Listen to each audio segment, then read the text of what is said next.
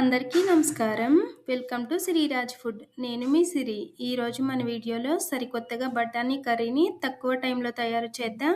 Taste కూడా చాలా అంటే చాలా బాగుంటుంది. ఈ వీడియో మీకు నచ్చితే తప్పకుండా like, share and subscribe friends. దీనికోసం ముందుగా ఒక కప్పు పచ్చి బఠానీని నైట్ కానీ 2-3 గంటల ముందు కానీ నానబెట్టుకోవాలి. ఇలా నానిన తర్వాత కప్పు బఠానీకి కప్పున్నర నీళ్లు పోసి కుక్కర్లో వేసి 2-3 విజిల్స్ వచ్చేలా ఉడికించుకోవాలి. ఇవి ఉడికేసరికి మనం గ్యాస్ మీద కళాయి పెట్టుకొని మన వీడియోలో చూపించే చాలా తక్కువ మసాలాలతో పాటు 1 స్పూను సోంపు వేసుకొని వీటిని దోరగా వేయించుకోవాలి. సోంపుని అసలు స్కిప్ చేయొద్దు. సోంపు వేస్తేనే కూర టేస్ట్ అనేది బాగుంటుంది. ఇప్పుడు ఇవైతే వేగిపోయినాయి కదా, పక్కకి తీసేద్దాం. ఇవి చల్లారిన తర్వాత చిన్న మిక్సీ జార్లో వేసుకొని 2-3 వెల్లుల్లి వేసి మెత్తగా పొడి పట్టుకోవాలి. పొడి అనేది ఈ మాత్రం అయితే సరిపోతుంది. ఇప్పుడు దీన్ని ఒక గిన్నెలోకి తీసి మూత పెట్టి పక్కన పెట్టేద్దాం.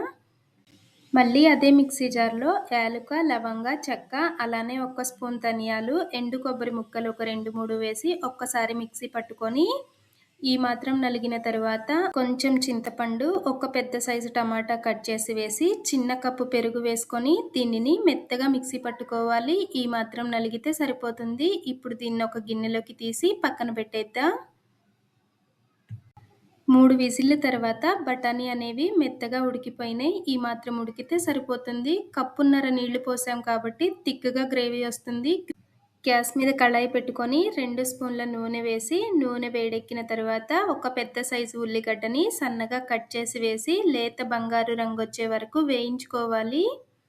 ఉల్లిగడ్డ అనేవి ఈ మాత్రం వేగిన తర్వాత ఒక చిటికెడు పసుపు, అలానే అల్లం వెల్లిగడ్డ పేస్ట్ 1 స్పూన్ వేసుకొని పచ్చివాసన పోయే వరకు వేయించుకోవాలి. ఇవి పచ్చివాసన పోయిన తర్వాత మనం ముందు పట్టి పెట్టుకున్న పేస్ట్ ఉంది కదా, అది వేసి నూనె పైకి తేలే వరకు వేయించుకోవాలి. ఈ మాత్రం వేగిన తర్వాత మన రుచికి సరిపడా ఉప్పు, అలానే 1 స్పూన్ కారం వేసుకొని కారం పచ్చివాసన పోయే వరకు 2-3 నిమిషాలు మూత పెట్టామంటే సరిపోతుంది. కారం కూడా మంచిగా వేగిపోయిన తర్వాత ఇందులోకి మనం ముందు ఉడికించి పెట్టుకున్న బఠానీని నీటితో సహా వేసేయాలి. గ్రేవీ ఎక్కువ కావాలి అనుకుంటే నీళ్ళు ఎక్కువ పోసి ఉడకపెట్టామంటే సరిపోతుంది. చల్లటి నీళ్లు పోసే కన్నా కానీ ఇలా ఉడికించేటప్పుడే నీళ్ళు ఎక్కువ పోసామంటే కూర టేస్ట్ అనేది చాలా బాగుంటుంది. బఠానీ వేసిన తర్వాత ఒక 2-3 పచ్చిమిర్చి కట్ చేసి వేసుకొని దగ్గరగా అయిన తర్వాత మనం ముందు తయారు చేసి పెట్టుకున్న మసాలా పొడి, అలానే కొత్తిమీర కొంచెం వేసుకొని ఒక్కసారి మంచిగా కలుపుకోవడమే. ఎక్కువ సార్లు ఉల్లిగడ్డ, టమాటా ఉడికించి మిక్సీ పట్టి మళ్ళీ గ్రేవీ తయారు చేస్తూ ఉంటారు కదా, అలా కాకుండా ఇలా తక్కువ టైంలో సరికొత్తగా చేసి చూడండి. టేస్ట్ కూడా చాలా అంటే చాలా బాగుంటుంది. ఈ వీడియో మీకు నచ్చితే తప్పకుండా లైక్ చేయండి, షేర్ చేయండి, సబ్స్క్రైబ్ చేయండి.